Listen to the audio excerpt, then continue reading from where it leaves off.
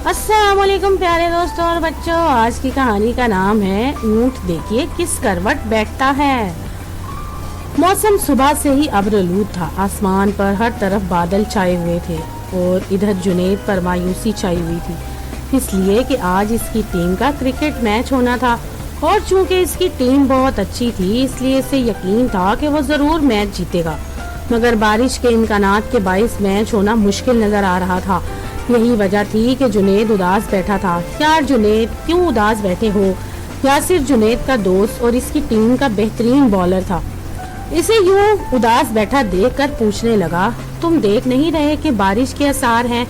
Match होता मुश्किल नजर आ रहा है। मेरा ख्याल है बारिश नहीं होगी। अब तो रोज ही कराची में बादल छाए रहते हैं मगर बारिश नहीं होती, यासिर ने मुस्कुराते हुए कहा। मौसम का क्या भरोसा, ऊंट देखिए किस करवट बैठता है, जुनैद ने बुजुर्गों के अंदाज में कहा। यासिर इसका ये अंदाज देखकर बहुत मुतासिर हुआ।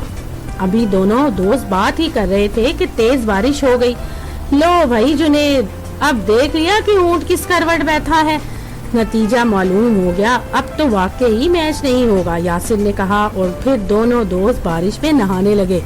तो दोस्तों, अगर आपको ये कहानी पसंद आए तो मेरे चैनल को लाइक और सब्सक्राइब जरूर कीजिएगा।